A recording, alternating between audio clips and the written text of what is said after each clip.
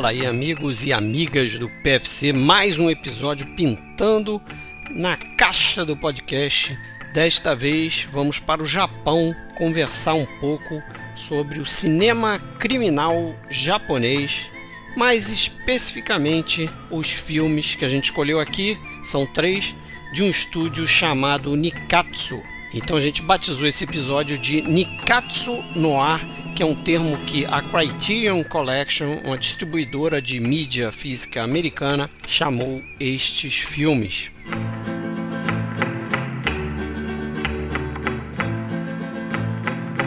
A gente começa com o filme A Juventude da Besta, depois seguimos para Tóquio Violenta, ambos os filmes do Seijun Suzuki, diretor que fez muita coisa para Nikkatsu, e a gente termina com Um Coach é o Meu Passaporte, dirigido pelo Takashi Nomura, os 3 filmes da década de 60. A gente sempre acha válido deixar aquele aviso que você vai escutar várias trilhas sonoras neste episódio. Todas elas têm os seus direitos reservados a quem os detém atualmente. Não é a intenção aqui desse podcast violar nenhum desses direitos. A gente só está fazendo um trabalho de crítica, de análise desses filmes, e a gente utiliza a trilha sonora para ilustrar o trabalho também dos compositores, que são, obviamente, peças fundamentais dentro de qualquer produção cinematográfica. Então você vai escutar diversas trilhas, eu não vou citar aqui o nome de todos os compositores, mas acho interessante citar 2 que são os que fizeram, por exemplo, a trilha de abertura que você está escutando, Harumi Ibe, e a trilha que encerra este episódio, que é uma canção retirada do filme Tóquio Violenta e foi composta por Hajime Kaburagi e é interpretada pelo ator do filme Tetsuya Watari.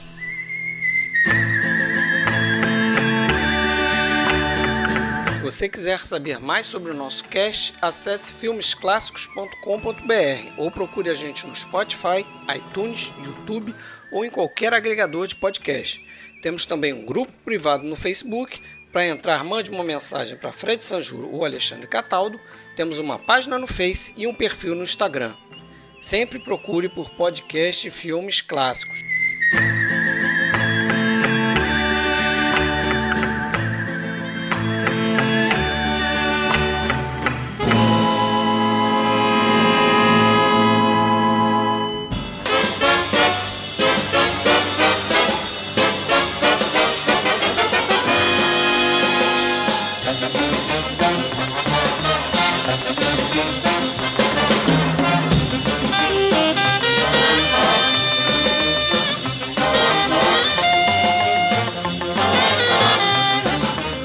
Bom, galera, vamos começar então mais um episódio do PFC. A gente vai falar sobre Nikkatsu Noir, filmes Yakuza, de uma maneira geral também, né? Podemos, mas os 3 filmes que a gente escolheu aqui para falar são desse estúdio japonês, Nikkatsu.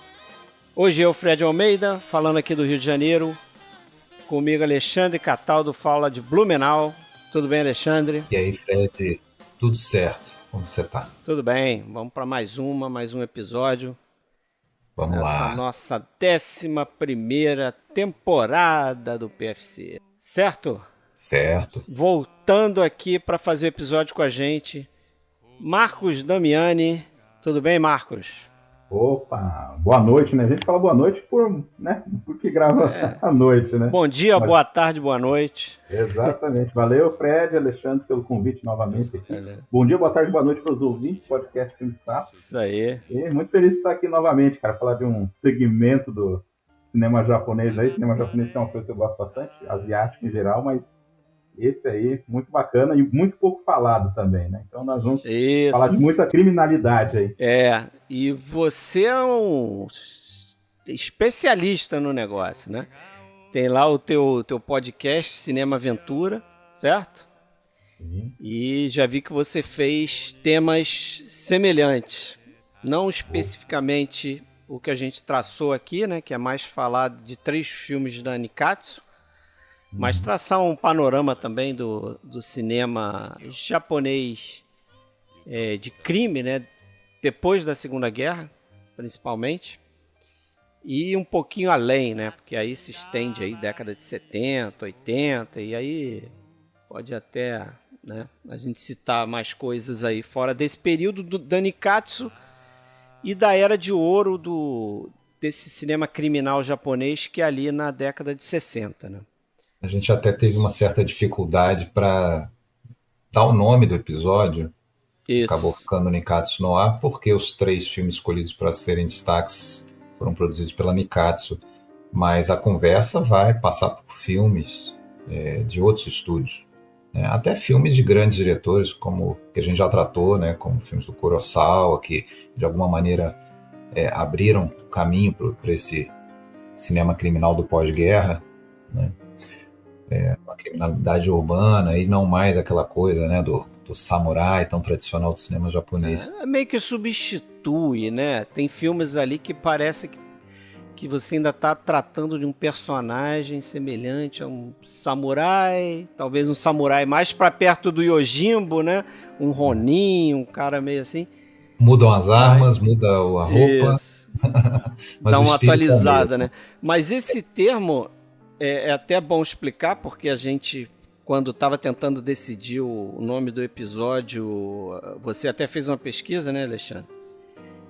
Que parece que esse termo Nikatsu no Ar a gente só encontrou associado ao lançamento da Criterion. A lançamentos da Criterion, né? Que isso foi também o que eu acho que foi o selo, né? A distribuidora que popularizou esses filmes nos Estados Unidos. Acredito que coisa de 20 anos para cá, né, com o lançamento de diversos filmes, uma caixa em especial daquela coleção Eclipse, que tem 5 ou 6 filmes, e que tem esse título, né, Nikatsu no Ar, e lançamentos de cerca de 20 filmes que podem ser associados ao gênero do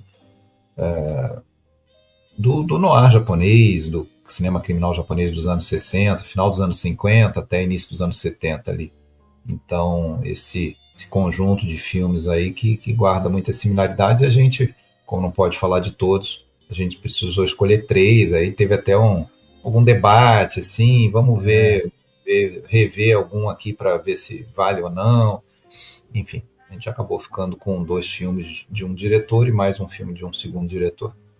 Hoje a gente está falando de um estilo de filme, né, que na verdade, como aqui mesmo no PFC já foi dito antes, né, que não há mais ou menos um estilo, né, porque ele abrange muitos gêneros aí diferentes, e a gente vai acabar, né, vocês comentaram bem aí, que a gente vai acabar encontrando várias intersecções aí, né, filmes de Yakuza, aquela coisa, tudo um pouco misturado, assim, né. A Versátil mesmo, assim, ela lançou cinema Yakuza, né, vários números aí, também lançou noir japonês, né.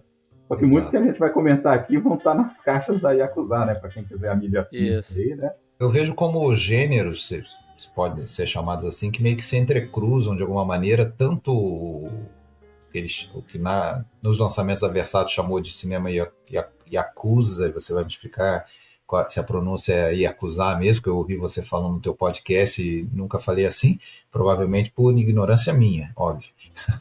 A gente tende a americanizar a coisa, né?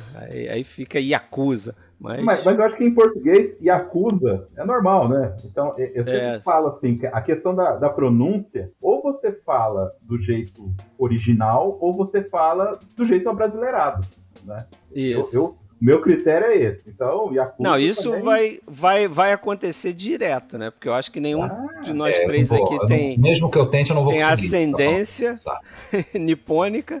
Lembrando só o significado da palavra, me corrija se eu estiver errado, Marcos, o Fred, mas o Yakuza, o Yakuza é a pessoa, é o gangster. Seria o equivalente do gangster japonês. Não é a organização. A gente se acostumou um pouco a falar, ele é membro da Yakuza.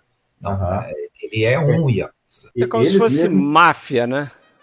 Eles mesmos preferem Gokudo, né? Que é o caminho sem volta, né? Seria mais mafioso, né? Yakuza seria mais mafioso e não máfia. Mas assim, de uma forma geral, né, eu acho que dá para você colocar tipo o cinema Yakuza como um grande guarda-chuva aí desse sim. desse mundo, né, do cinema criminal japonês. Porque a gente, estudando, a gente vê ali, até que no caso da Nikatsu, ela cunhou um termo, né, que ela chamava de ação sem fronteiras. Exato, né? Então, ela misturava bastante esses termos aí, ela ia além, ela aceitava essa influência do cinema americano, então uma ação sem fronteiras nesse sentido. O cinema de Yakuza já existia até antes da guerra. E, inclusive, isso é algo que confunde até bastante quando a gente vê, né? Mas eu lembro de ver vários filmes de Daigex lá, de filme de samurai e tal, em que tinha o sujeito que era um Yakuza, né? Então já existia o Yakuza lá de kimoninho, de espada e tal, né? E até tem um do Ozu, né? Tem um filme meio policial do Ozu também, né? Sim. Não é algo que surgiu ali, mas claro, o tempo passa e o próprio gangster, o próprio criminoso, o próprio... Vamos contextualizar essa questão aí do cinema japonês e do pós-guerra, porque quando a gente chegar nesse período... a gente começar nesse período do pós-guerra, falar ali da dominação americana no território, né? A presença dos americanos até 1952, né? Com uma censura, limitando o tipo de conteúdo, o tipo de tema que poderia ser abordado pelo cinema japonês, né? A partir de 52, você tem a liberação, e aí esses temas começam a voltar a aparecer, né? E o cinema criminal vem com força ali, como você falou, no final da década de 50. Há quem diga, até como você citou, que 2 filmes do Kurosawa estariam aí na gênese desse período, né? Que seria já no final dos anos 40, né? O Anjo Embriagado. Seria o Anjo Embriagado e o Cão Danado. E também o filme do Kobayashi, né? Tem que ser falado lá sim, o Black River, né? Black River, que não tem nem título em português esse filme, né? Seria um filmaço, eu acho. Rio Negro, né? Alguma coisa assim, mas realmente não tem, acho que não tem título. Que é um filmaço também. 57, se não me engano. 57, aí. Ô, Fred, e é curioso, eu até tinha comentado com o Alexandre antes que essa popularidade desse tipo de filme, e você falou bem que começou com essa liberação, né? Amarras mais frouxas aí dos americanos em cima dos japoneses. Sim. E é curioso que o cinema noir japonês, a gente já falou aí que teve alguns exemplos antes, mas começa a pegar mesmo a partir de 57, né, para valer mesmo com produção maior, curiosamente, logo após a baixa nos Estados Unidos, né? Parece que passou o bastão, né? Exato. Sim.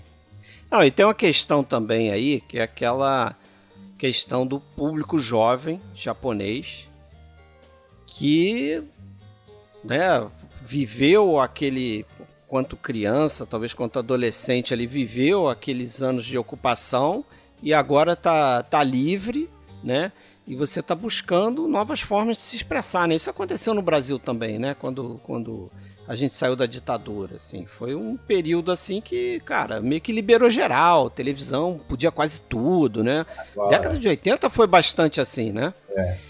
E esse público jovem, ele vai atrair, evidentemente, porque a gente está falando aqui desse tipo de filme que, no final das contas, é um filme muito comercial, né?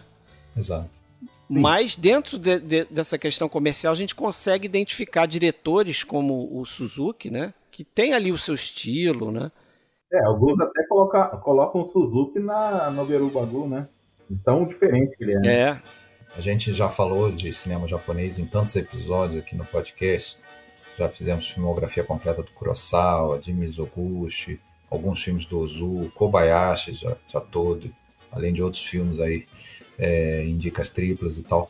Então, assim, quem escuta a gente já ouviu a gente falar o quanto desenvolvido, grande, antigo, um dos primeiros grandes cinemas, já no início do século XX. Alexandre, e complementando isso aí que você está falando, é um tipo de cinema, por isso que eu gosto bastante, é um cinema que não parou nem quando a guerra estava rolando e estava todo mundo, né? Não parou. Exato. Então é um cinema com uma escala industrial enorme, com diversos estúdios seculares aí, né? Claro, vai se mudando a forma societária, às vezes até o nome, mas continuam de pé. E com essa capacidade, né, de absorver as influências. Então a gente hoje vai falar de influência muito direta, grande, do cinema americano, mas também de novela vague, de muitas outras coisas, tanto em estética, quanto em linguagem, quanto em temas. Porque a razão, no fundo, dessas histórias é a mesma que motivou o noir americano no pós-guerra, aquele clima de pessimismo, clima de personagens moralmente questionáveis, Ambíguos, né? de anti-herói, Anti-heróis. essa coisa toda. E isso vai estar gritante aí. E em alguns filmes a gente percebe até assim um esforço para meio de quase imitação. Em outros, eu acho que eles aí vão além, que eles conseguem transformar um pouco isso até numa coisa bem estilizado, que eu acho que é o grande forte desses filmes, a estilização, né, que é um negócio que beira o deslumbrante, assim. Desses três filmes tem um especialmente que se destaca por isso, que eu acho que é o ponto forte dele, que é o Tóquio Violenta, é a parte visual, né? Que tem algumas coisas nele que me O desagradam Juventude bastante. da Besta também. Não, Eu acho que os é bem três. Não, estilizado, né? não, aí que tá. Os três são, mas o Juventude e o Colt é o meu passaporte. Eu gosto do filme como um todo. Eu acho filmaço. O Toque Violento eu já não consigo Eu já sei gostar até como um o que filmaço. Eu já não o consigo que gostar dele deixa como um você filmaço. olhando de lado e tal Faltou também, né? bochecha, faltou Não é de bochecha. cair o braço. Faltou bochecha. Mas ele visualmente é deslumbrante, né? E é feito para isso, né? Porque você vê que tem várias cenas, por exemplo, que são filmadas num cenário que parece que eles estão num estúdio vazio, né? Que só tem as cores, assim, não tem, né? É uma coisa alegórica mesmo. Mas vamos lá, vamos seguir. Eu ia falar um pouco mais sobre essa era de ouro, né? Da Nikatsu e desse cinema aí que a Nikatsu batizou de Mokokuseki Action, não sei como é que fala isso, mas seria o que eu chamei de ação sem fronteiras, né? Que era essa ideia Sem vamos limite. sem limite, isso, vamos misturar às vezes os gêneros e acho que isso que atrapalha um pouco o Tóquio Violenta. Não sei se é a sensação do Alexandre, né? Porque mistura musical com, enfim. Mas também essa ideia de ação sem fronteiras, eu entendo, né? A interpretação minha, que acho que é sem fronteira do tipo, vamos beber em outras fontes, vamos olhar para o cinema francês, vamos olhar para o cinema americano, né? E vamos sair das fronteiras do Japão, né? Para buscar esse cinema. E como eu falei, eles estavam direcionados a um público mais jovem, né? Então a Nikatsu, acho que a história da Nikatsu, pelo pouco que eu li aqui, ela é bem nessa linha, né? Ela está buscando o lucro com o público jovem, tanto é que depois que ela vê que tem um declínio na exploração de certo tipo de filme, ela parte para um cinema que é quase pornô, né? Uhum. Um Ela começa a exploitation. fazer filmes, de exploitation, filmes eróticos, porque ela quer ainda manter esse público jovem. Então, quando esgota uma fórmula, ela vai para outra, né? Porque assim, a TV também estava crescendo no Japão, né? Então, Isso. eles tinham que. Tem filme aqui, gente, até citei lá no programa que a gente fez, que os caras tinham, assim, a produção dos caras eram violentas. Tem sagas que são 6 filmes, 5 são lançados no mesmo ano. Então é muito louco. Não, era um absurdo. A Nikatsu, ela produzia, acho que na época de ouro mesmo, na década de 60, era tipo mais de 100 filmes por ano, Isso é cara. quase a Canon, Às vezes né? era 105 filmes. Tem uma entrevista com um dos grandes nomes, né? Pelo menos do lado dos atores, que a gente vai citar aqui, porque tem 2 filmes com ele, né? O Joe Shishido, que ele diz que tinha momentos ali que os filmes eram tocados pelos assistentes de direção, porque um diretor como Seishun, né? Seishun Suzuki, é Seishun que fala? Como você falaria aí, Marcos? Pode falar. Pra mim é Sejun. Acho que o nome dele é Seitaro, é isso? Seijun seria um apelido, né? Isso. É um apelido, né? Seijun Suzuki, que ele tinha que partir para outro projeto e o assistente filmar algumas cenas, né? E às vezes até ele dizia depois, falava, cara, o filme foi finalizado dessa forma, tem cena ali que eu não concordo, que eu não gostei como eles abordaram, né? Uma cena. Só um adendo a isso que você está falando.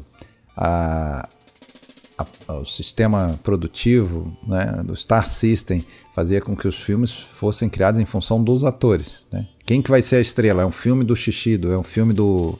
Qual é o outro ali que a gente vai... que foi lançado praticamente para o sucesso. O Atari, isso. O filme era aquele cara, o diretor podia ser qualquer um. Era bem centrado no... Tô falando da Nikatsu. Claro que se você falar de um Kurosawa, de um filme de Kurosawa, é outra coisa. E é engraçado que a Juventude da Besta é de 63 e o outro é de 66, né? Nesse meio tempo, o Suzuki fez 8 filmes. Então, linha de produção filme mesmo. pra caramba, se você for pensar, né? Em 3 anos, você vai fazer 8 filmes, né?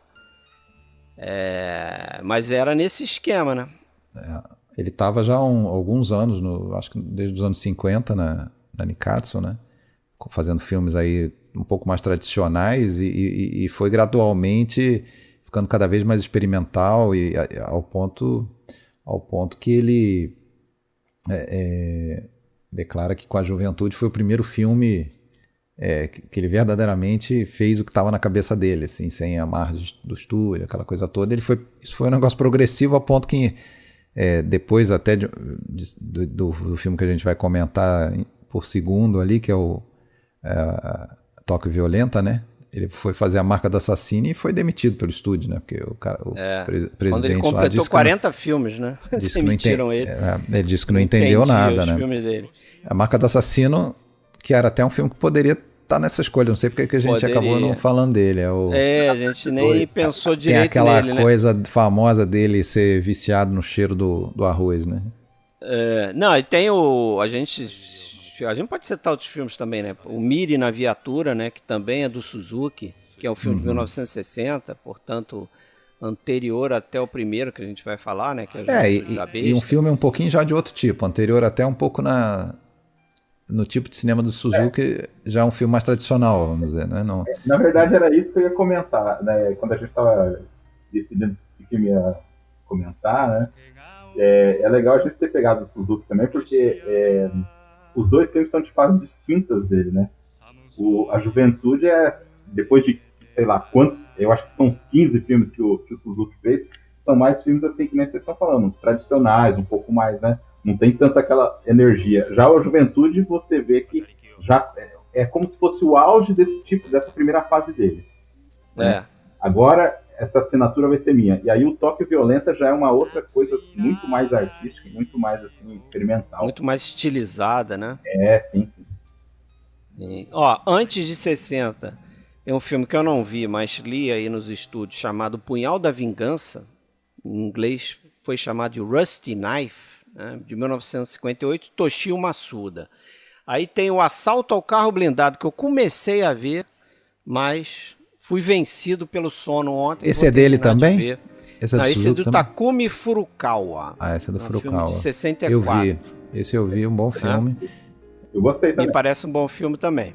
Só falando, o Furukawa, 90% da carreira dele é filme policial. Depois o cara foi pra TV trabalhar com Ultraman Ace. Olha aí. Então, o cara que marcou o gênero também, né? Que aliás era outro filão importante, né? No Japão, o filme de monstro, depois os seriados de monstro. Na década de 70 vai ter um cara muito importante, que é o Kinji Fukasaku. O Fukasaku, eu não vi o filme dele, mas li que ele tem um filme chamado Luta Sem Código de Honra, de 73. Esse é o Diz primeiro que é uma série, de 5. né? São 5 filmes. 5 filmes. E parece que é um filme muito revolucionário para o Japão. Eles dizem que até uma coisa que foi inspirada no Poderoso Chefão, né? Que dialoga com o Poderoso Chefão. Esse eu fiquei com vontade de ver. Eu vi o filme dele chamado Policiais versus Bandidos, Que aí eu vi justamente para traçar esse paralelo entre década de 60 e década de 70, né? Porque o estilo do Fukasaku, ele já é uma coisa bem mais visceral. O Luta violenta. Sem Código de Honra, a pessoa mais indicada para falar dele é o Marcos, porque ele fez justamente um episódio sobre a saga. São 5 filmes. É mesmo? E, sim, diz aí. Foi baseado, só antes de passar a palavra, foi baseado em um caso real, né? Tanto é que eu vi só o primeiro, tá, Marcos?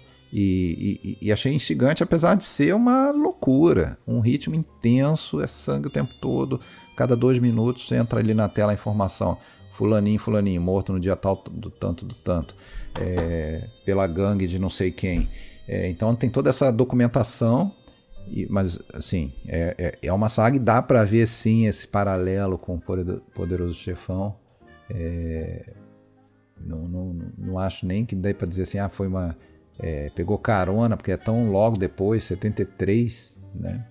Mas tem similaridade, é muito bom. Agora, só lembrando, Fukasaku, me corrija, Marcos, se eu estiver errado, mas ele dirigiu a parte japonesa do Tora, né? 70, isso, foi? Isso, também. E me parece, antes de passar para você, Marcos, que já é um estilo que o pessoal batizou de Suroku Eiga, filmes de registro real. E pelo menos nesse Tiras versus Bandidos, lá Policiais versus Bandidos, foi o filme como recebeu o nome em português, me parece bem isso, assim, mais um estilo documental, de filmar com câmera na mão, a câmera tremida, coisa mais realista. Porque o cinema japonês tem isso também, né, cara? Tudo absolutamente tem que ter um nome. É legal, mas tem uma hora que cansa, porque você não vai ficar decorando o nome de todas as coisas. Mas fala aí. Se pegar com a mão esquerda é um nome, se pegar com a mão direita é outro nome, é todo um negócio. Fala aí desse Jutsuroku Eiga. Então, porque eu não me lembro se o Policiais e Bandidos é antes, mas você fez certo, cara, porque tem que ter uma preparação, pelo menos assistir esse ou Guerra de Gangues em Okinawa, para se preparar para o estilo do Fukasaku, porque os filmes que a gente vai comentar aqui para valer são completamente diferentes. O Fukasaku tem um ritmo muito mais frenético e muito mais brutal, assim. Parece que é o cara, lá até no programa que a gente fez, só falando, foi o episódio Os Documentos de Yakuza, que também tem esse nome em português, né? Nós vamos usar o episódio, convido o pessoal que gosta desse tema a ouvir aquele programa. O Paul Greengrass é um cara parecido com o Fukasaku, aquela coisa da agilidade, da câmera. Você fica assim, apreensivo, como se você estivesse dentro do filme realmente, sabe? E os Documentos de Yakuza tem esse meio cinema verdade, ele tem esse negócio das legendas, porque como se fosse um jornal mesmo, né? Tem até um narrador ali explicando mais ou menos. Os 5 filmes são divididos em segmentos. E é legal porque eles meio que contam a história do Japão naquele período, na história da criminalidade japonesa naquele período. Então, o primeiro filme... ele começa no imediato pós-guerra ali, né? Sim, começa com a bomba atômica. Já começa... é verdade. O filme já joga isso na tua cara, assim, logo de cara. E aí tem toda aquela... As micro... E outra que começa em Hiroshima, né? Tá falando ali da máfia de Hiroshima, né? Sim. São microfamílias, por isso que a gente comentou, não tentem decorar nome de famílias, porque assim, o primeiro filme são microfamílias que vão disputando, né? Tem um personagem principal que você acompanha, que é o Sogo, só que assim, é só para formar uma família. Então o primeiro filme é basicamente isso aí, para eles entrarem numa outra família. Aí o segundo filme conta... sobre um outro personagem, isso aí que é legal, porque tem uma quebra de expectativa. O personagem principal é preso e entra um outro cara na jogada que também existiu e tal, né? E meio Poderoso Chefão, né? Se você pensar que o Vito Corleone morre no final e a sequência é o Michael Corleone, que é o Al Pacino, que naquela época não era quase ninguém, né? Ninguém aí conhecia muito o Al Pacino. Mas aí vem antes do Poderoso Chefão 2, porque os 3 filmes primeiros foram em 73. Então, né? E aí vai escalando. Quanto mais a Yakuza vai escalando, eles vão mostrando, por exemplo, no 4º filme, como que a população estava reagindo aos Yakuzas quando o Japão já estava estabelecido. Porque, assim, os 2 primeiros filmes são muito frenéticos. Porque o Japão estava em caos. os outros 3 filmes já são um pouco mais calmos na narrativa deles. Então, é uma saga incrível. Agora, lembrando, Bacana. quem tiver interesse, como é que é o nome da saga mesmo? Como é que seria o nome para Documentos Yakuza? Não. Isso, os documentos de acusar. Porque o primeiro Isso filme tá se lançado... chama Luta. Isso está lançado, todo o volume 2 da coleção Cinema Yakuza da Versátil é a saga. Eles lançaram os 5 filmes numa caixa, na caixa número 2, no volume 2. Pelo Bunta Sugawara e o 2 tem o Sony Shiba. Isso. E o Bunta Sugawara tá nesse Policiais versus Bandidos, que é de 75, tá? Eu não sei até quando vai essa saga. Até 74. Ah, então em 75 ele faz esse Policiais versus Bandidos, que eu gostei do estilo, assim. Legal. É um estilo, é isso que você falou, você tem que estar preparado, e às vezes é porradaria à torta e à direita, né? E às vezes a história também dá umas reviravoltas, você tem que ficar atento no que está acontecendo ali para você não se perder. Mas assim, a gente não vai falar aqui, né? A gente já pode de repente até passar para os filmes aqui, mas a gente segue aí com o cinema criminal, também com Takashi Miike, depois, né? Takeshi Kitano, década de 80. Vai se reciclando a coisa, né? É. Agora, outra coisa eu queria saber de vocês, principalmente o Marcos aí, mas até gera uma certa confusão também com a novela vague japonesa, a Noberu Bago, né? Assim fala, que também é um pouquinho contemporâneo, talvez um pouquinho anterior, né? Já no meados dos anos 50, que é uma outra narrativa, mas que também eu acho que surge do mesmo berço, né? Que é esse desconforto do pós-guerra. Então tem um filme, por exemplo, eu acho que é o Todos os Porcos, né? Que tá até na caixa lá da versão da novela vaga japonesa, mas que tem também um Yakuza lá, né? Que trabalha lá acho que numa base militar, né? De americanos e tal. Então tá ligado a esse clima do pós-guerra, essa coisa da ocupação, né? Que a pessoa pensa, o malefício da guerra, da bomba, mas pro Japão continuou depois ainda, né? Continuou por 7 anos, mais ou menos, essa questão de censura, né? Então, isso aí gerou marcas, né? E em todos os cinemas, né? Não é só no Japão, não, né? Cinemas de vários países da Europa também, toda hora refletindo as marcas da guerra. Mas e aí, a Noberu Bago, ela tangencia, ela cruza em algum momento com esse cinema que a gente vai falar? Eu acredito que sim, porque, por exemplo, a gente estava comentando o Suzuki, ele meio que transita aí, né? Eu acho que tem um filme, eu acho que vocês comentaram Forsaken, né? Sim, ele é bem citado, eu não Então, consegui ver, mas... Yakuza é noir, mas também é da novela vaga japonesa, né? Então, mas assim, eu acredito que a palavra seria incômodo, né?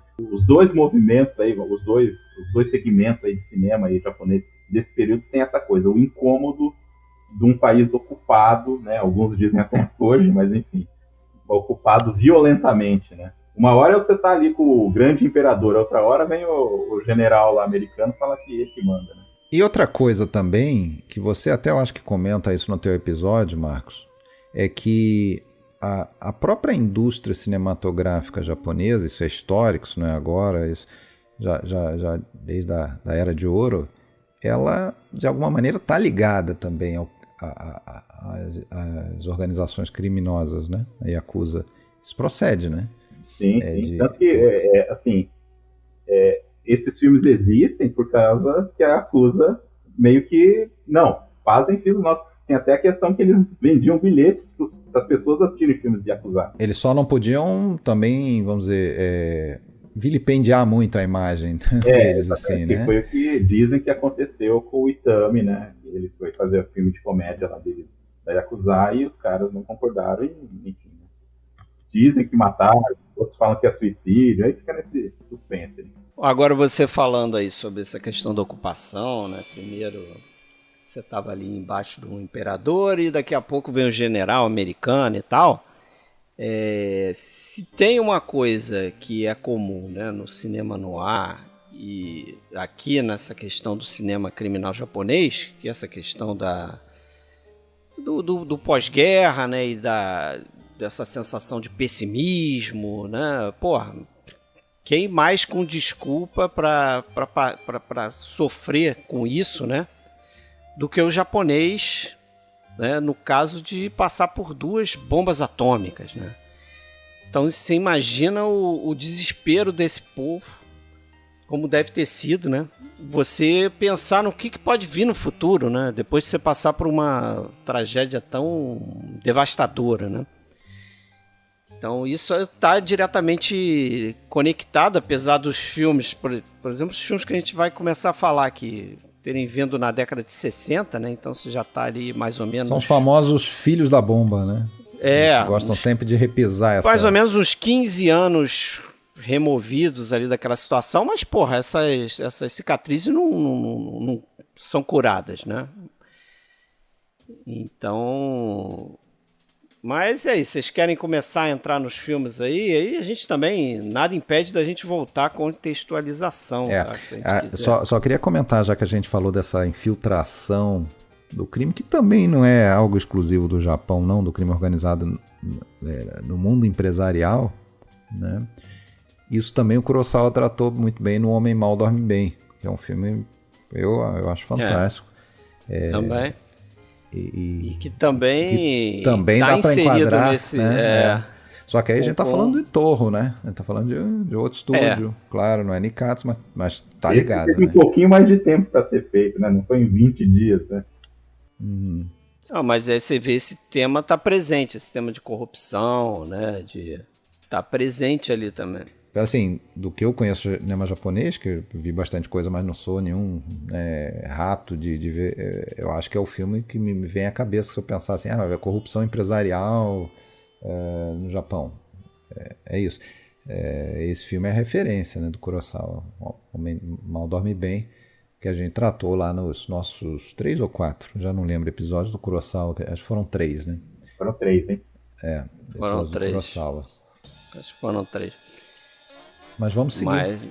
Vamos a gente seguir, escolheu então. 3. Tínhamos que escolher 3. Escolhemos pela cronologia o primeiro, Juventude da Besta, né? De 63. Quem é que vai falar os títulos aí? É o Marcos. Vai lá. Ver.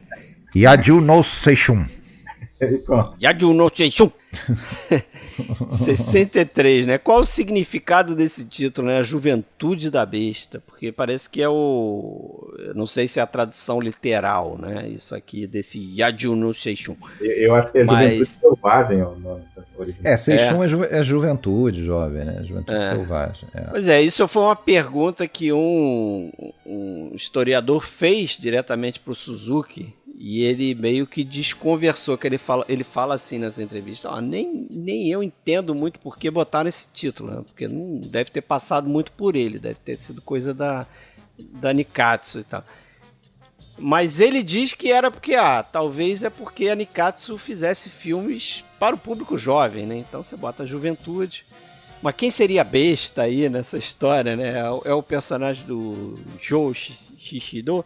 Então, esse título engana. Eu não tinha visto esse filme, não sabia nada da história. Aí eu comecei a ver e os primeiros minutos ali, aquela apresentação, longa apresentação do personagem do Shishido, que é o Joji Mizuno, né? Joji Mizuno, né? Joe, chama de Joe também. Eu tava achando que fazia sentido o título, porque parecia que o filme era sobre um marginal ruim toda a vida, um malvadão que bate em todo mundo na rua, que cria confusão de graça, que bate na prostituta e não sei o que. Depois a gente vai entender, né, que na verdade aquilo tudo era uma tática dele para se infiltrar nas famílias e começar a fazer o que dá para dizer, que eu acho que é impossível a gente ver esse filme não associar uma versão do Yojimbo, né? Uma versão do Yojimbo, uma versão do Yojimbo. É o cara que entra numa rixa de 2 famílias, colocando uma contra a outra, se vendendo hora para uma, hora para outra. Né? E a motivação dele é esclarecer a morte de um amigo, né? Ou seja, é o Yojimbo com vingança. Né? Isso, Yojimbo com vingança, exatamente. Porque o início do filme, me perdoe se eu confundi uma coisa com a outra, tá? Porque eu vi poucas vezes esse filme. Esse Juventude da Besta eu já tinha visto e revi agora para o episódio. Mas esse aqui começa com o assassinato uma morte, na verdade, não um assassinato, a morte de um casal acho que é um motel. É um ali, suicídio né? duplo, tem as pessoas na rua observando o trabalho da polícia. Encaram como um suicídio duplo, né? Será que foi um suicídio e tal? Não fica muito claro isso, né? E tem logo no início uma coisa que o Suzuki vai fazer também depois no Tóquio Violenta, que é essa história de começar o filme em preto e branco, com um detalhezinho de uma flor ali, colorida, vermelha, avermelhada. Vai encerrar assim também, né? No preto e branco. Vai encerrar assim também, é o último plano. Mas ele começa nesse preto e branco para depois partir para umas cores vivas, né? Isso, e no toque também, foi isso que eu falei. E aí parte para umas cores estilizadas, né? Os policiais que estão ali cuidando do caso, da cena do crime, eles meio que já deduzem, parece que foi um suicídio duplo. A outra até comenta assim, puxa, como queria que tivesse uma mulher que se matasse por minha causa, assim, desse jeito, não sei o quê. Mas aí ele olha, já identifica o cara morto como um policial. Opa, então já pode ser que tenha mais coisa aí, né? E a gente já começa a entender. Agora, o que chama atenção também pra mim nesse filme é como que ninguém é confiável, né? Não. O cara tá realmente num universo assim de traição, de areia movediça por todo lado. Ele não tá seguro em momento nenhum, né? Acho que isso é uma coisa que eles trazem do cinema noir americano, né? Também essa sensação de que ninguém é confiável, meio que a questão da femme fatale, né? Dizer, às vezes tem um porto pode seguro. Confiar em ninguém. No cinema americano ainda tem, né? Às vezes tem um porto seguro que é um amigo, né? Geralmente tem um amigo. É um amigo, então tem uma mulher que quer o bem do protagonista, né? Mas o cara acaba se envolvendo com a femme fatale, né? Mas tem filmes noir que são bem assim, né? Você não confia em ninguém, como é, por exemplo, o Relíquia Macabra, né? Você confia em quem ali, né? Aqui, de certa forma, tem uma femme fatale, né? Tem, total, né? Uhum. Total. Que é a Misako Watanabe, né?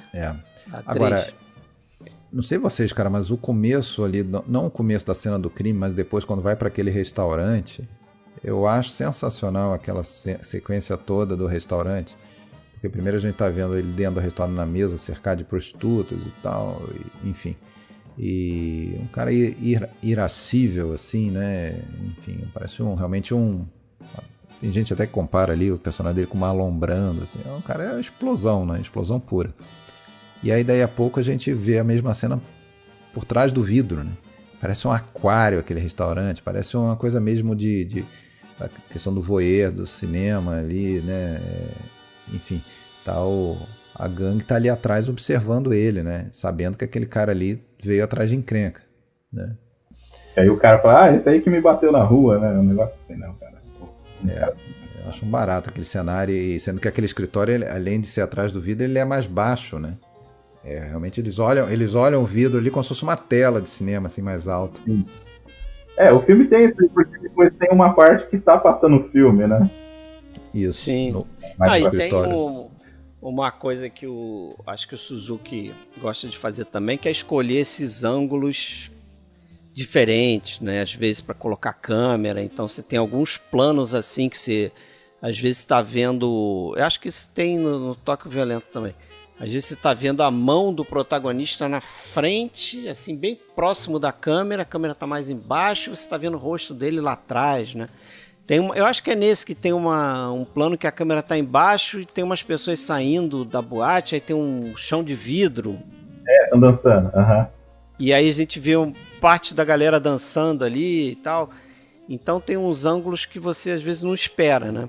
Agora, esses filmes todos, eles têm uma coisa que eu acho que afastam muita gente, né? Nós três aqui e várias outras pessoas que a gente conhece do nosso grupo, do podcast, eu acho que já superaram, mas se você tem aquela necessidade de compreender tudo, saber o nome de todos os personagens e todas as motivações, a gente perde muito do filme, né? Vai ter um momento ali nesse filme, eu ia falar sobre ele agora nesse momento até eu esqueci, mas que você até, assim, você pode deixar passar, entender uma determinada motivação, porque não é sobre isso, né? Independente do que está acontecendo exatamente ali, você sabe que ele é um cara que está transitando entre dois lados e ele, sim, é quase impossível que aquele cara saia vivo desse filme, né? Porque ele está na linha de todo mundo quer apagar ele em algum momento. Sim. Alexandre, você queria puxar um pouco a cena da sala, que é uma coisa bem do Suzuki, que é assim, a sala, além dela estar abaixo, né, do piso normal ali das pessoas, tem um lance de isolar o som, e a iluminação dela é completamente diferente da outra, né? E aí tem uma coisa assim, meio de diálogo de violência, do mundano, porque de repente aí corta e tem aquela dançarina, né, toda sensual ali, numa luz meio rosa, assim, em cima dela, aquela coisa toda, né? De repente corta o áudio, aí você vê os caras ali, e nisso, um dos capangas lá começa a bater no Mizuno lá, né? Então fica aquela coisa da violência em primeiro plano, e lá no fundo, assim, parece uma coisa meio onírica de uma mulher dançando, cara. E essa dualidade, né? E essa dualidade dessas organizações criminosas, né? Que, se por um lado tocam um negócio, no caso um restaurante, uma boate, né? Tem ali do lado, na sala do lado, tá a outra, a principal atividade, que é crime, né? E depois a gente vai ver que tem mais coisa ainda envolvida ali, que é a prostituição, né? Que tá no centro dessa história também.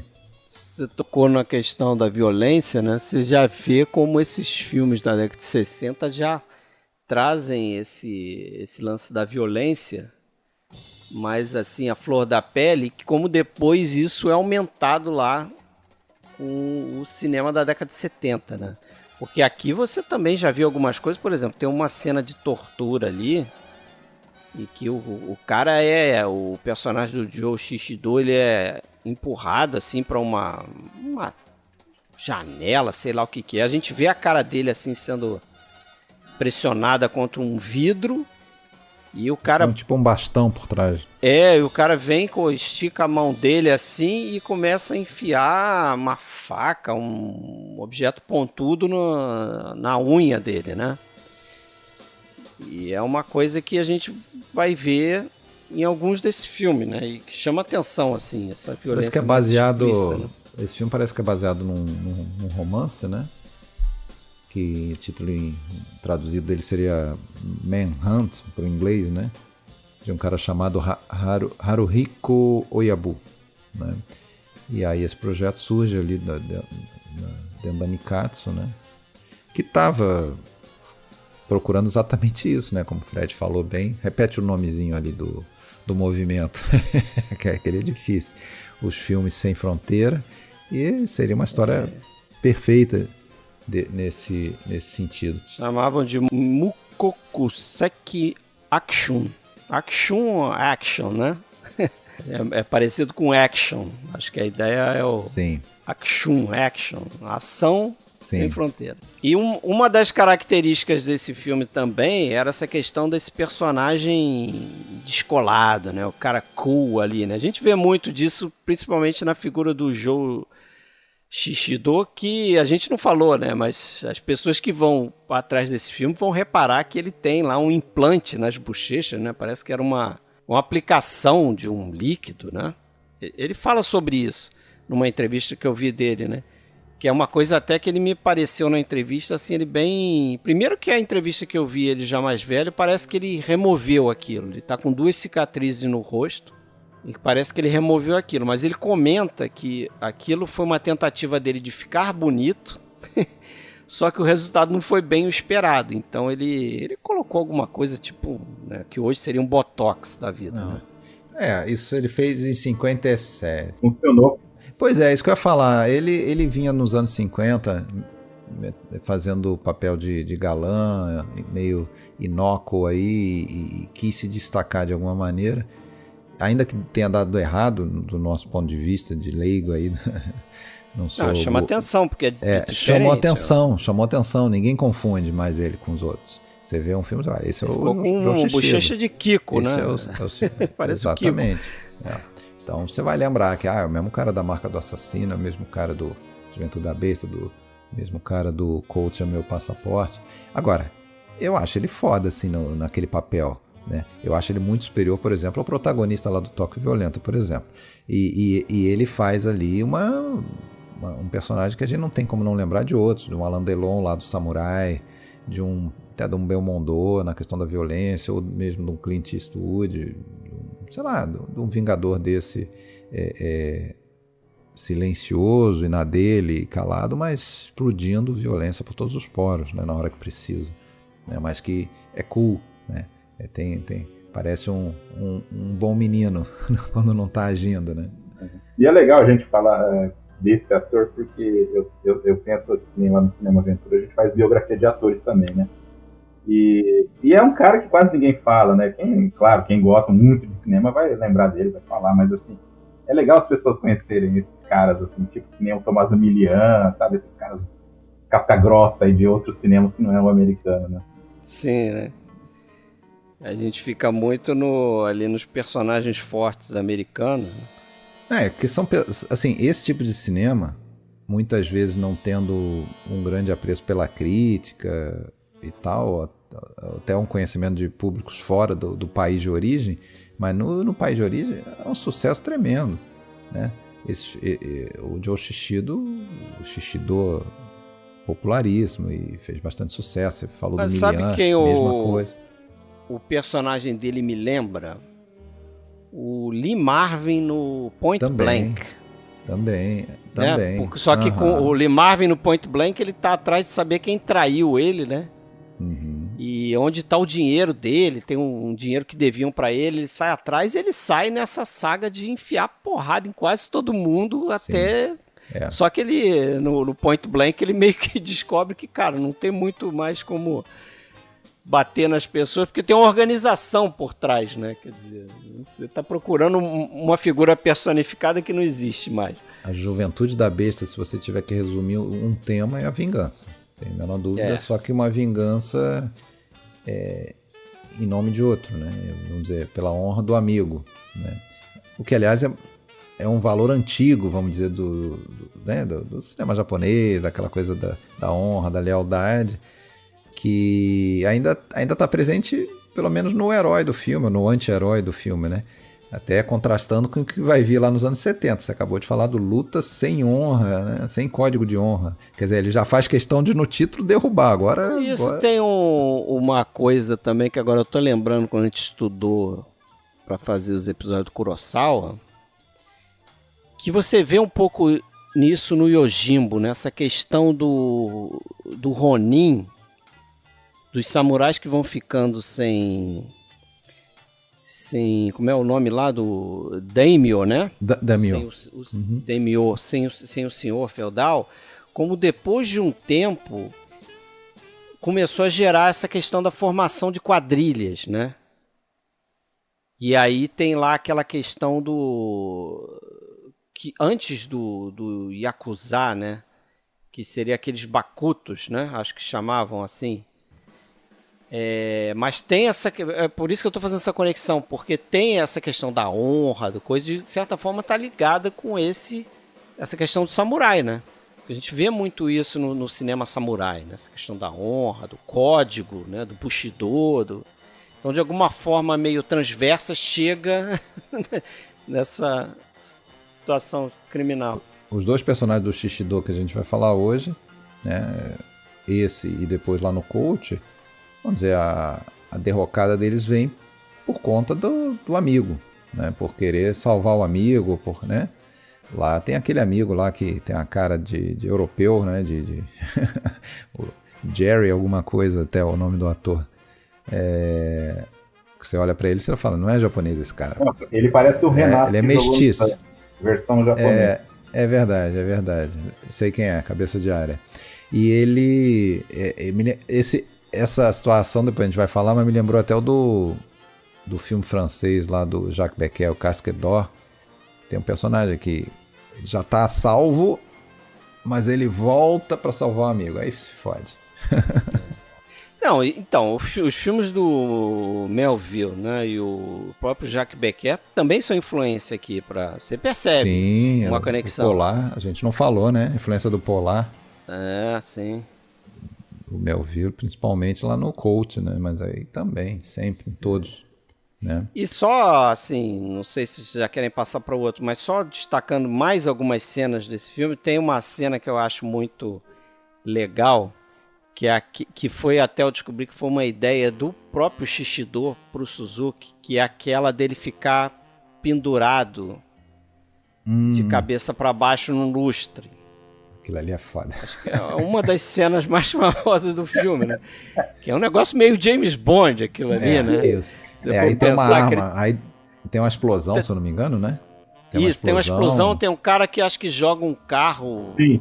pra cima Isso. do prédio, aquilo explode, né? Seria o outro cara da outra gangue, né? Da outra família lá. Isso. Só que ele tá lá preso e aí ele tem que se livrar de uns caras que estão lá prendendo ele. Tem uma arma que tá em cima de uma mesa, ele tá preso de cabeça para baixo, ele então pega um impulso para pegar a arma antes do cara e, porra, tem que ver, né? Tem que ver assim. Não, ele pega a arma e no último minuto, segundo, ele pega a arma e consegue atirar de cabeça para baixo. Corta a corda, né? De cabeça para baixo, ele mata os caras e corta a corda. Mas sem dar muito spoiler, já falando bastante. Mas parece que foi uma ideia do Shishido, que o Suzuki perguntou, tá, isso não estava no roteiro, né? A cena existia, mas não estava escrito que ele ia ficar de cabeça para baixo.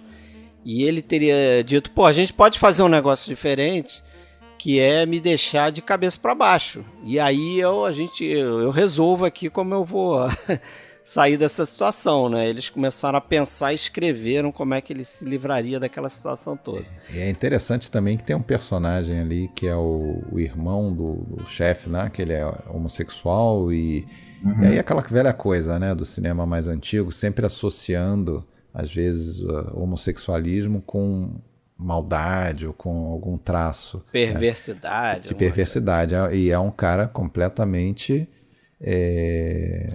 um psicopata completo que tem por grande prazer retalhar com sádico, a navalha, né? com a canivete, retalhar a cara dos outros. E aí o desfecho do filme ele vai usar esse sadismo dele, né, para conseguir a vingança. Mas diz o Suzuki que a intenção dele, Suzuki, é que a atriz ficasse retalhada, tivesse um plano com ela retalhada, mas ela não topou. Então naquela linha do que você falou, né? O Marcos falou se fosse também. Com maquiagem, questão dos atores serem muito fortes, né? Então, imagino que a decisão dela valia mais do que a do Suzuki. Então... Só queria, antes da gente passar para o próximo, essa cena de apresentação dele, onde eles se encontram, eu acho muito legal. Tem aquele traveling, naquelas várias cabines, assim, como se a gente estivesse do lado, como se a gente fosse a parede, né, do local, né? Área, assim, com aqueles telefones, cada um de uma cor de um lado, assim, é muito bacana. Você tá vendo ali as tretas acontecendo ali, né? Os caras... Chegou a ter a refilmagem do John Woo em 2012, ele chegou a anunciar planos de um remake, mas eu acho que não aconteceu, né? O Dia da Besta, né? Manhunt, só que eu não sei se é a mesma coisa, cara. Só queria falar outra coisinha rapidinho. É uma curiosidade aí, por que eu fui atrás desse filme, né, que há 12 anos atrás comecei a mergulhar em cinema japonês mesmo, e aí eu vi o nome, adorei o nome da Juventude da Besta, também não sabia do que se tratava, né.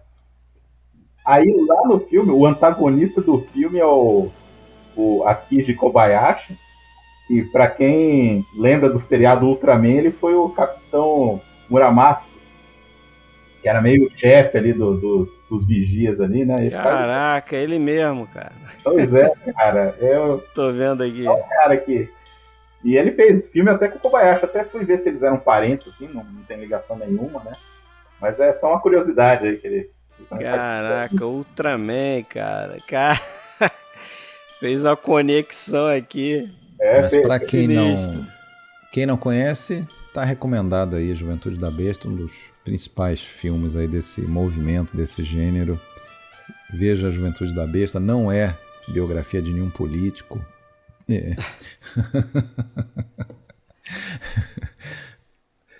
Vamos seguir? Vamos seguir. Tóquio Violenta. Tóquio Nagaremono. 1966. Também do senhor Seitaro Suzuki, Seijun Suzuki, 66. Isso. O título em inglês, ele me parece mais adequado do que o Tóquio Violento, porque o título em inglês é o Tokyo Drifter, né? Seria tipo um andarilho de Tóquio, que é o personagem dele, né? É bem isso aí. Parece muito o personagem do Juventude da Besta nesse sentido, né? O cara ali meio sem vínculos, o cara que anda atrás de né? Cumprir uma missão, né? Porque a família tá dissolvendo, né? Isso. Conta aí um pouquinho. Então, eu falo que esse filme é a Nikatsu querendo inutilmente cortar as asas do Suzuki, né? Porque eles não deram quase orçamento nenhum pro cara, mas assim, o Alexandre tinha falado no começo que o filme tem alguns problemas assim, não é tão impressionante, eu acho muito por causa do ator principal, mas assim, é um espetáculo de estético. Esse é mais estilizado, eu acho, do que o Juventude da Besta. Aqui tem que ter co-direção com o Takeo Kimura, né, que foi o diretor de arte, e o esse nome eu acho, Shigeyoshi. E também fez um coach também, né, a direção de fotografia dele também. Que é o fotógrafo, né? E o Suzuki vai começar também um filme preto e branco, só que aqui é um preto e branco, não sei nem como é que chama aquele preto e branco, que você não consegue ver direito o rosto dos atores, ele fica escuro, né? Não, ele falou que eles fizeram esse começo não porque questão estética, porque eles tinham um rolo, a questão da baixo orçamento, eles tinham um rolo lá, né, desse tipo de filme, aí o cara falou, já tá vencido, né? Manda aí. Isso aí. Já tá vencido esse rolo aí. Vai aproveitando tudo que vier, né? E aí no final dessa parte preto e branco aparece também o detalhe colorido, como o Fred comentou, né? Que acho que é uma arma quebrada, vermelha, uma arma de brinquedo, sei lá. Não sei se é de brinquedo, o que é, mas enfim. E depois vem uma explosão de cores que... Agora, esse filme é estilo puro, cara. É estilo puro. Tetsuya Avatari, né? Tetsuya Avatari, eu acho ele... Assim, não tem a mesma presença do Shishido, né? Não dá pra comparar. Você parece estar vendo quase um protagonista de uma comédia romântica, alguma coisa assim. O que tem críticos que acham que isso é um ponto positivo, né? Porque torna até aquela coisa mais ameaçadora, aquela coisa do tipo Alain Delon, né? Onde você é um cara extremamente bonito, que você não consegue ver nenhuma maldade nele. E o cara ele... pô, você falou, tá vendo quase que um filme de comédia, mas é aquilo que eu falei antes, né? Ele mistura essas coisas, né? Ele tem muita influência de arte pop, né? Musical de Hollywood. Tem uma questão de surrealismo ali misturada também em alguns momentos. Então é um caldeirão, é o Ação Sem Fronteiras mesmo. E há muitos críticos que veem aí até uma paródia do próprio gênero, né? Dos clichês do próprio gênero, né? Começando por essa coisa, né? Isso aí não é nem paródia do filme de Yakuza, é paródia de qualquer filme criminal de qualquer época, qualquer lugar, que é sempre o cara que quer sair do crime e levar uma vida honesta daí pra frente e nunca consegue, absolutamente nunca. É a impossibilidade da aposentadoria, né? Eu acho legal a abertura do filme também, porque, assim, logo depois da faixa preto e branco, aí joga Tóquio, e é sempre uma Tóquio, assim, turística, né? Totalmente tudo bonitinho, né? Que ele mostra lá. Tudo bonitinho, cheio de letreiros, né? É uma coisa bem... Não, e uma música, uma música de alto gabarito ali, uma música vamos dizer, de teatro, de espetáculo. O próprio Watari canta, né? É ele que canta, Ele que canta. Ah, não sabia. Acho que não tinha orçamento pra pagar alguém pra cantar. Aí chega no final, ele canta mesmo em frente das câmeras, né? Mais pra perto do final tem uma música que é cantada por ele, que é o tema do personagem dele, né? Seria justamente esse Tokyo Drifter, esse cara que anda por Tóquio numa missão, né? E tem muitas músicas também, né? Que aí são cantadas pela atriz lá, qual é o nome dela? A Chieko Matsubara, né? Isso. A curiosidade é que depois eles fizeram um monte de filmes juntos, os dois, né? É um casalzinho aí que eles emplacaram aí, né? Eles fizeram uma outra saga, acho que é o Fora da Lei, é da Nikatsu também, né? Que é do personagem Goro, que virou depois personagem de game e tal, né? Um monte de coisa assim. E eles fizeram 6 filmes juntos dessa saga, então é um casalzinho que repetiu-se. E outra coisa que chama atenção nesse filme é a quantidade de mudanças de aliança, né? De lealdade, gente que tá contra ele que vira amigo. Tem até um cara lá que tá indo matar ele e depois meio que vê nele algum mérito e passa a ser do lado dele, né? Então é uma loucura, você não sabe quem é quem mesmo, né? Em quem confia e quem não confia. O cara no final da história tá sozinho mesmo. É um andarilho. E tem aquela cena que eu acho que é uma das mais impactantes assim, no visual que a garota recebe um tiro e cai ali, né? E tem uma coisa até meio Topázio lá, aquela morte da Juanita lá no Topázio, com o vestido abrindo e tal. Eu vejo ela deve ser a revista mais engraçada de todos os tempos, né? Porque as cenas dela é só ela rindo daquela revista. Ah, sim, é verdade. Ela tá sempre rindo. Mas na hora que ela cai... Chega a ser meio irritante, né? Não, é muito irritante. Você pede pra dar um tiro nela. Na hora que ela cai e aquele vermelho sobe, nossa, aquilo ali é muita técnica. Uhum. E, assim, eu adoro também a cena do trem. Qual que é? Eu já me esqueci qual que é. Aquela na nevasca lá, aí depois ele vai pra... Ah, sim, claro. E aí ele vai ter o duelo com o cara na linha do trem. Eu acho incrível aquela cena. Aquilo ali remete a faroestes, aí os duelos de... Aquela coisa, aí já mostra duas coisas. Uma, o surrealismo, porque aquela faixa vermelha que ele vê, ela não tá lá. É como você entra na cabeça do personagem dele enxergando o limite onde ele atira. Porque aí depois ele fala, eu sou um bom atirador, só que a 9 metros, né? Então toda hora ele vai usar essa estratégia. Ele faz a conta ali imediatamente pela distância dos dormentes ali do trilho. Muito legal. Então, você falou em surrealismo, né? Mas é curioso porque já tem um pouco disso no Juventude da Besta, e aí parte dessa estilização também, naquela cena em que o personagem, até esqueci o nome do ator aqui que a gente citou, acho que até o cara do Ultraman aí, a Kiji, né? A Kiji Kobayashi. Que ele começa a maltratar a mulher, né? E a mulher, acho que é uma mulher dele. E ela pula uma cerca, sai pela uma varanda, pula uma cerca, eles estão num deserto, a casa fica num deserto, e aí começa a vir uma ventania e aquilo ali tudo amarelo, aí uma poeira amarela começa a subir, quer dizer, não tem muita justificativa para ter aquilo ali. Mas ele cria uma cena técnica, ali. É isso, uma exibição visual muito bonita ali, né? Sim. Então, quase como mas uma isso cena no de Juventude. sonho, Lembra um pouco, assim, dá pra fazer uma conexão com essa cena aí que você citou do trem, né? Perfeito. Por conta dessa estilização. E esse filme tem excessos visuais, né? Coisas que fogem completamente do realismo ali, né?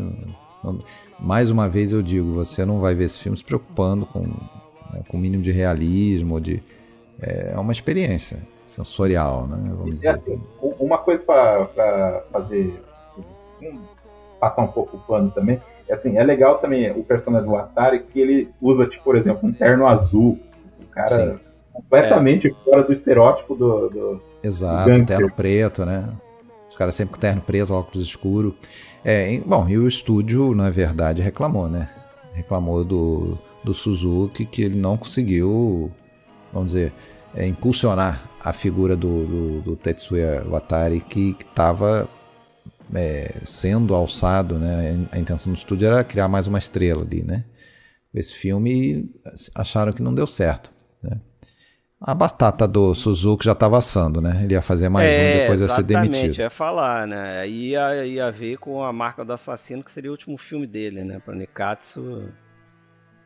E acho que é isso aí, a batata assando e aí, meu amigo, transbordou com A Marca do Assassino. Agora, curiosamente, falando pela minha impressão, que eu acho que um pouco parece que casou com a de vocês, a gente gosta bem mais da Juventude do que do Toque Violento. Juventude da Besta do que Toque Violento. Mas sucesso... Mas não é o meu preferido entre também os não, três. não, também não. A gente vai chegar lá, mas o sucesso na época foi invertido, né? Passou praticamente desapercebido Juventude da Besta, ao passo que o Toque Violento virou um clássico cult, quase imediato, aquela coisa Mas, toda, assim, né? eu gosto do filme, viu? Eu acho bem Não, legal. eu gosto também. Não, eu o filme gosto é também. bom. Não estamos detonando o filme, não. É só para efeito de comparação mesmo, né? Eu acho os 3 filmes bons e eu acho o próximo, se a gente puder falar do próximo aí. Poder, mas antes deixa eu abrir um parênteses aqui, fugindo tanto dos nossos principais quanto da cronologia. Vamos voltar um pouquinho, porque tem um filme que você viu, eu vi também, um filme curtinho de 1h05, que eu achei bem interessante, que é o Intimidation. Ah, sim. Do Que aí já é Koreyoshi outro estilo de filme Kurahara. criminal, né? Exato, Isso eu notei, né? Vocês não conseguem muito relacionar com esses filmes, né? Porque Esse você eu não não tem... conseguia. Esse você não tem Yakuza na jogada, né? Também um filme da Nikatsu, né? Se não me engano. Exato, mas é um filme bem interessante, vale a pena ver. É basicamente um gerente de banco que tá para sair de uma unidade sendo promovido para ir para outro lugar, mas ele sofre uma extorsão, uma chantagem e acaba sendo constrangido ou obrigado a assaltar o cofre do próprio banco onde ele trabalha, né?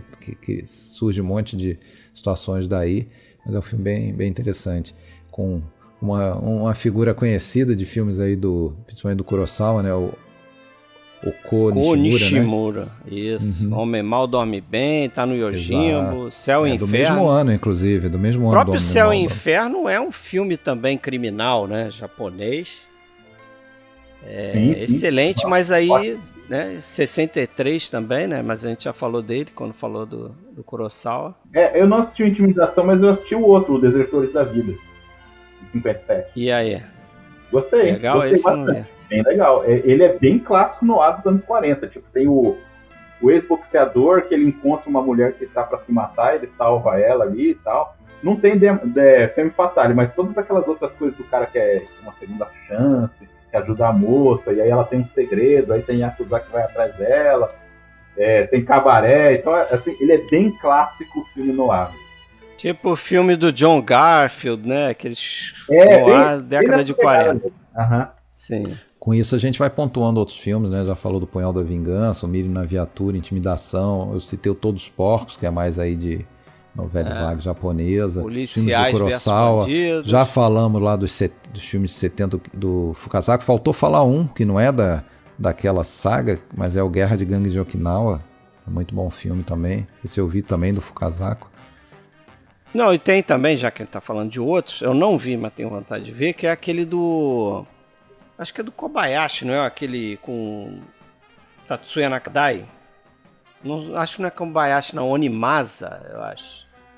Que aí já é década de 80, né? Não, do Hideo Gosha. É Hideo Gosha. Hideo Gosha. Esse eu não conheço. Quer dizer, eu conheço o nome, mas eu não vi. Onimasa. Sim. Também é um filme de Yakuza, né? Também.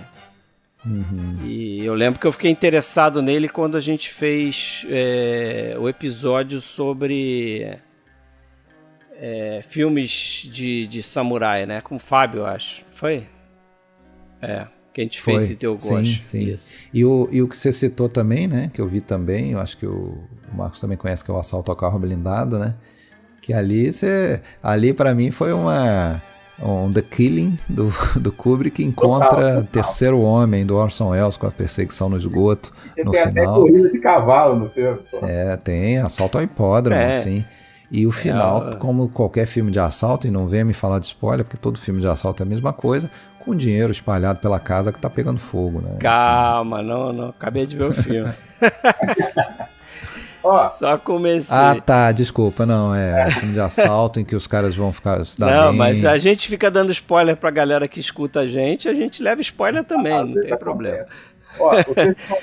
Naquela primeira listinha que o Alexandre tinha falado, eles tinham destacado o Stakeout, eu não assisti, que é do Nomura, só que Nomura fez aqueles Zero Foco, né? 61, mas ele fez um filme, cara, que é um clássico do cinema japonês, que é aquele Castelo de Areia, não sei se vocês assistiram, que é de 74. Ele é bem filme de investigação no ar. Mas esse é o Não vi. Yoshitaro Nomura, não é o Takashi Nomura. Não, o Yoshitaro, exatamente. O próximo filme que a gente vai destacar. Que é o Castelo de Areia, que é um filme que meio que inspirou aí o Memórias de Assassino também, que é bem da mesma pegada. Esse cara é muito bom, esse Nomura, viu? Eu vi o Memórias de um Assassino, mas não vi esse. Você sabe que na caixa de filme noir japonês da Versátil tem até um filme do Naruse lá, A Face Oculta da Mulher. Eu vi esse filme, mas não lembro o suficiente para poder comentar. Eu vi na época que a gente fez o episódio do Naruse. Mas vamos lá, vamos para o terceiro destaque, né? Um coach é o meu passaporte. Coruto no ar é o passaporte. 1967. Certo?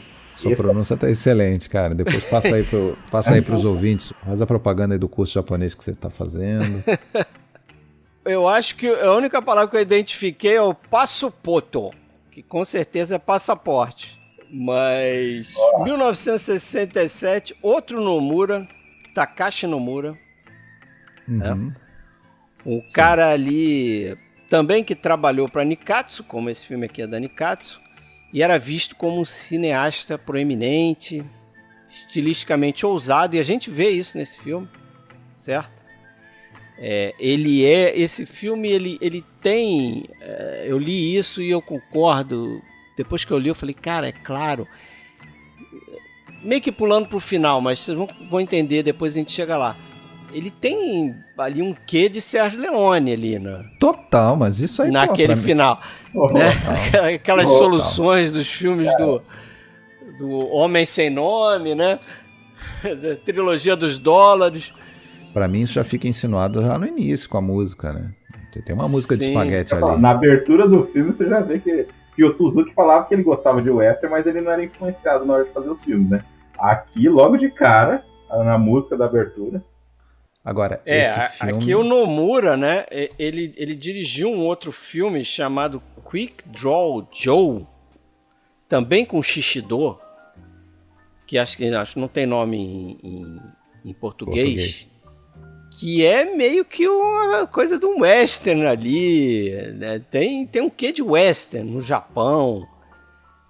Acho que até acabou apelidando o Shishido com o nome, porque o nome do personagem nesse filme do Nomura, o nome dele é Joe of Aces. O nome do personagem, né? Então o Shishido ficou meio que conhecido como também Joe Aces, né? Ice Joe. Eu não sei se o nome verdadeiro do personagem aparece, dizem que é Shuji, mas a gente não, isso não é muito dito não, né? Não, pra mim bom, já vou logo dizendo, eu acho que o Fred então ia falar isso também, mas pra mim é o meu preferido dos três, apesar de eu gostar muito de Juventude da Besta também. Esse filme eu gosto bastante e me conquistou por isso, por essas referências claríssimas ao Faroeste Spaghetti, ao Sérgio Leone. E tem uma frase que para mim, que é a fala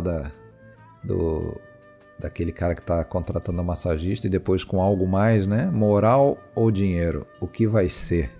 Essa pergunta resume tudo, né, cara? Dinheiro compra tudo ali, moral, não existe a moral, né? Nesse universo do pós-guerra, do submundo.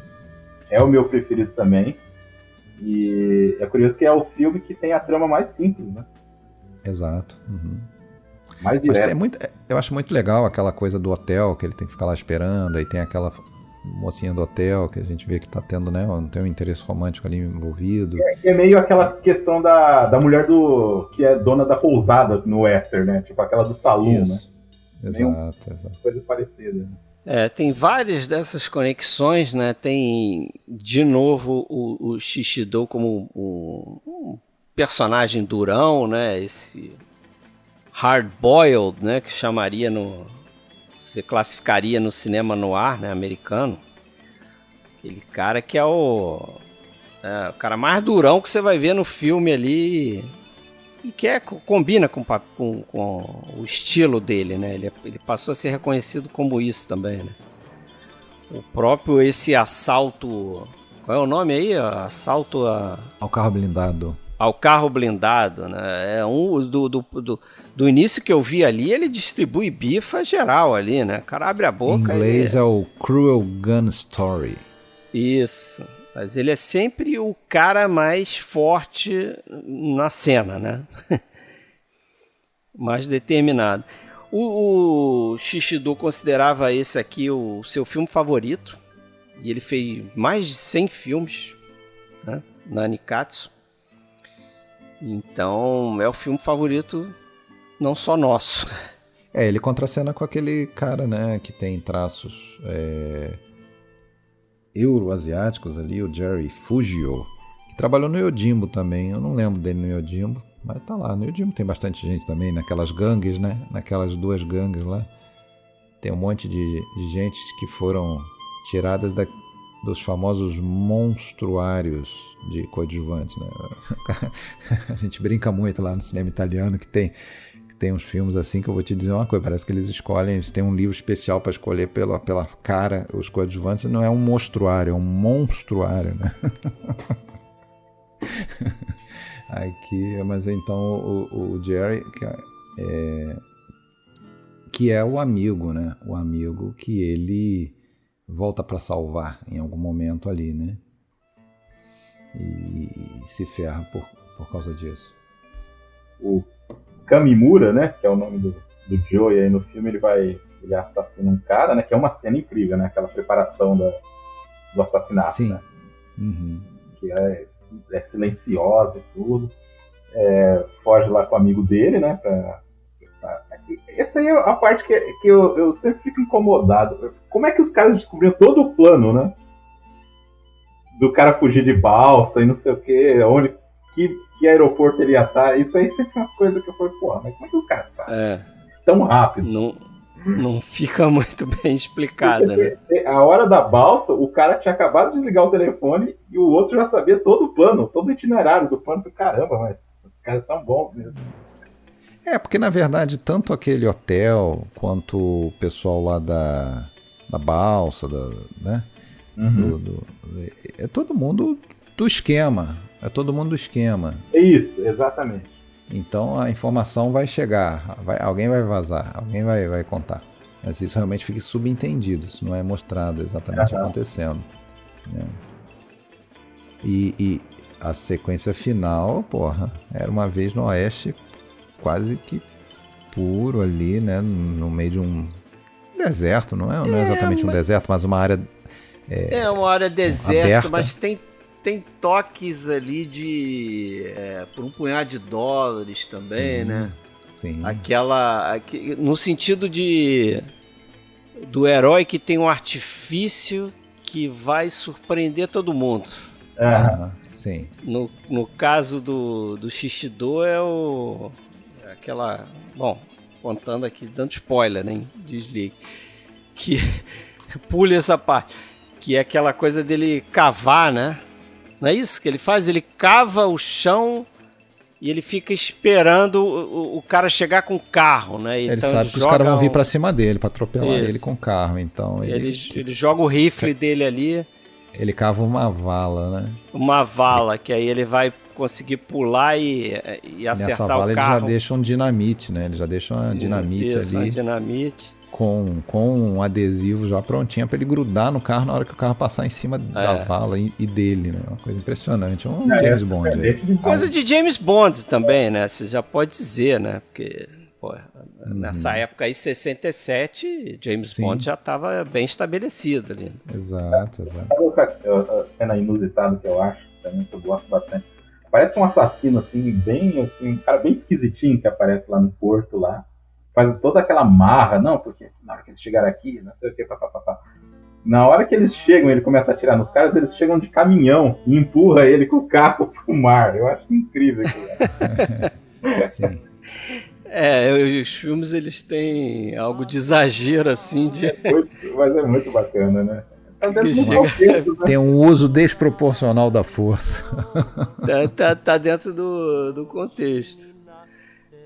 Eu acho também, em termos de personagem, a gente citou James Bond, a gente já falou aqui, mas eu acho que em certamente nenhum desses outros filmes, o X2 esteja tão parecido, talvez, com personagens como alguns do Jean-Paul Belmondo e do Alain Delon, né? Sim.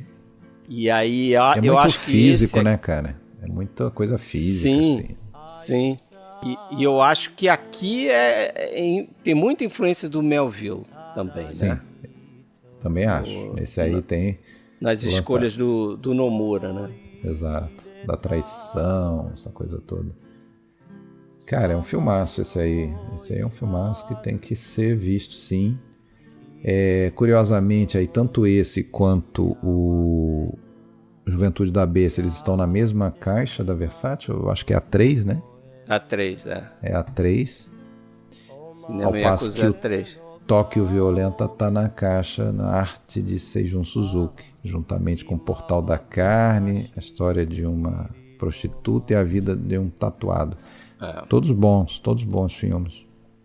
Portal da Carne é outro filme bem lembrado, bem badalado aí do Suzuki, né? Ainda não vi, mas escuto falar bem dele. Em 2001, mais ou menos, ele dirigiu um filme chamado Ópera, Pistol Opera, eu acho que é alguma coisa assim, que é na mesma pegada do Toque Violento. Quase sem cenário, o cenário é tudo artificial, assim, tiroteio pra tudo quanto é que é lá. Há alguns anos, o Marcos Damiani me chamou para participar de um episódio lá dele. Primeiro ele me chamou para participar do episódio do Yojimbo e Sanjuro, não foi? Sim. Que foi um barato ter participado, adorei e tal. E aí depois ele me chamou para um outro que era sobre o cinema policiotesco italiano dos anos 70 ali. Eu até brinquei com ele esses dias, que quando a gente começa a ver filmes aí do Nikatsu Noir, pô, aqueles lá parecem filmes bem leves, assim, porque isso aqui conseguem ser mais banho de sangue ainda, né? E é violência. Mais violência excessiva, a violência mais excessiva ainda do que lá. Que é até um gênero que despontou um pouquinho depois, né? Que lá na Itália vai surgir depois que decai aí o espaguete e tal, início dos anos 70, né? Eu acho que aqui até, por exemplo, é alto, assim, o nível dos filmes aqui, é bem alto, né? Sim, são produções bem feitas, né, cara? E a gente tá falando de um estúdio que não tinha a mesma envergadura de um Torro, de um Shochiku, né? Até da Toei, sabe? Eu acho que da Toei também, né? A saga do Fukasaka da Toei, né? Da Toei. Da Toei, A Toei foi muito naquela pegada do que o Fred tinha falado lá no começo, daqueles Yakuza já meio pós, assim, era Meiji ali, já, tipo, depois da decadência dos samurais. Né? Fizeram aquele Sangue e Vingança, mais ou menos, bem no começo do... Esse eu vi também. É bem isso aí. Né? Uhum. Já é uma pegada mais de Daigeki, né? Filme de época e tal. Mas aqui o Coach, cara, pô, tem até uma cena meio Johnny Guitar, né? O cara tocando uma música no violão, né? Também tem umas coisas assim diferentes. De novo essa mistura, né? Deles tentarem capturar o que fazia sucesso na época, né? Que tinha chamava atenção entre o público jovem e incorporar isso porque ninguém escondia, né? O negócio era capturar o público jovem. E assim, a gente falou da sinopse aqui desse filme aqui, porque é uma sinopse simples, né? Até modesta até, mas tem muitas coisinhas no filme que, pra quem é cinéfilo, quem gosta de western, vai ficar sorrindo, cara. Até aquela cena lá que os assassinos vão lá no hotelzinho lá e tem uns caminhoneiros super folgados lá, que é muito interessante que lá. Parece que tá no salão ali, né? Sim. Os caras que vão encher o saco dos protagonistas, bem isso aí mesmo. Você falou que no Toque Violento tem uma cena de salão também, né? Também, né? A memória tá muito boa, cara, porque tem momentos aí que eu confundo, tá? Um pouco esses filmes. Mesmo, assim. Faltando 2 dias do podcast.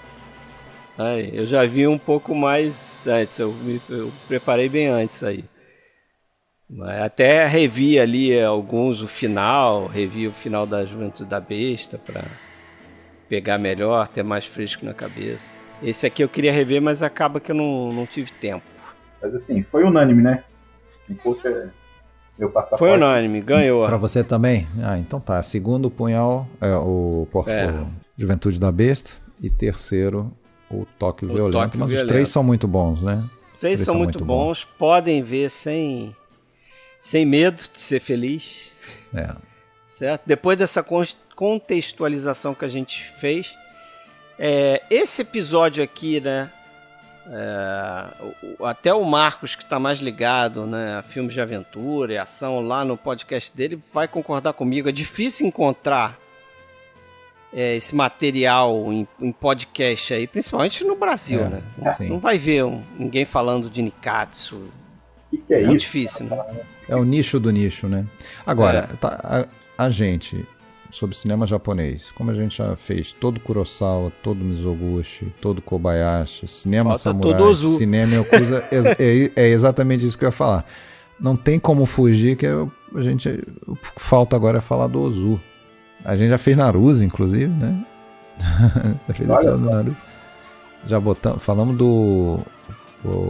Qual é aquele filme Falamos de filmes de samurai de 54. A gente fez o cinema samurai. Qual é o nome? O Portal do Inferno, a gente fez num Dicas Triplas. Isso. Também. Portal do Inferno. Acho que eu já tive minha fase de ver bastante coisa dos caras lá dos anos 30. Gosho. Não é Gosho, Fala aí, Marcos. Tem um Suzuki lá também, né? Me esqueci o nome do cara agora. Mas tem bons filmes lá atrás também. E sempre tem muita coisa para falar, né? Tem um cara que é mítico lá, tal, do Sadao Yamanaka, que morreu nos anos 30 ainda e tal. Enfim, sim. Muita coisa para falar. Mas o Ozu, só que o Ozu já tem 2 aí, episódio de filme, né? Eu já tem o... Sim, e o Ozu tem uma filmografia também extensa que vai consumir aí vários episódios em um ano, né? Se a gente for fazer. Pelo menos uns 3 aí, sei lá. Se bem que é isso aí que você falou, né? A gente já fez uns filmes. Então talvez dê até para dar uma encurtada aí. Exato. Beleza, senhores? Vocês têm mais alguma coisa a falar ou vamos... Não, só queria agradecer ao Marcos aí, mais uma vez, pela sua participação, sempre muito bem-vinda. Obrigadão, assim, lá a gente, numa aventura, a gente tenta pegar ali o cinema oriental também, né? Mas assim... Cinema japonês a gente tem até alguns, até mais, né? Comparando assim, que é fora dos Estados Unidos. Até que tem bastante, a gente fez, por exemplo, programas que vocês. É porque, que nem eu falo, lá a gente tenta complementar aqui. Então não é uma tipo, a gente vai falar dos mesmos filmes. Às vezes faz. Isso que eu ia falar, cara. Tem espaço pra tudo, né? Tem coisas que combinam. Eu vi, por exemplo, você fez lá o episódio do Amargo Pesadelo, que a gente lançou, é o anterior a esse aqui. Mas, enfim, são visões às vezes diferentes. Esses filmes grandões, é difícil não falar, né? Nem vocês fizeram um episódio, só vocês dois do Sete Samurais. Eu tinha que ser. A minha obrigação era falar de Sete Samurais também, porque assim, é um filme que eu amo. Meu top 5. E vai ter mais um podcast irmão por aí falando de Sete Samurais esse ano, que eu já fui até convidado, que é o Cinefilia e Companhia do Hugo Harris. Sete Samurais. Hugo, às vezes, Hugo aconteceu. Eu participei uma vez, a gente fez o Memórias do Assassino. Eu ia fazer no mesmo ano que ele. Aí ele me convidou e falou, já que ele vai falar, eu não vou falar do que também é complementar aos nossos, né? Porque ele também às vezes fala de coisas muito recentes que a gente não está tratando. Enfim, e você, cara, é fantástico. Por exemplo, episódio sobre Charles Bronson. A gente adora Charles Bronson, mas ele não vai fazer um episódio de Charles Bronson, provavelmente, porque por falta de espaço, de slot, né? E ali a gente fez um recorte dos anos 70. Por exemplo, aqui a gente falando de cinema japonês, eu fiz lá, além dos documentos Yakuza, um programa mais extenso, a gente fez também da biografia do Isao Takahata, né? Do Ghibli, e fez do Sony Shiba, né? Então meio que complementa esse programa aqui também. Isso que eu ia falar, que é a conexão melhor aí do que ouvir esse nosso episódio aqui e ver os documentos do Yakuza que vocês fizeram lá. Né? Agora você está falando que fez um do Sony Shiba, quer dizer, Eu acho que você Te vai ter que fazer um acrescenta episódio também. sobre o Joe Shishido. É, lá no mas Cinema aí, cara. Aventura. Uma hora vai pintar lá, cara, porque realmente É. 100 filmes de Joe Shishido na Nicaf. E aí É. vai embora. 5 episódios.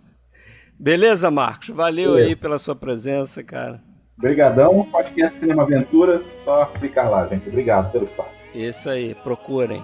Valeu, Alexandre. Valeu, Fred. Até a próxima. Abraço! どこで生きても流れ者どうせさすらい独り身の明日はどこやら風に聞け可愛いあの子の胸に聞けああ東京流れ者流れ果てない旅に出ていつか忘れた東京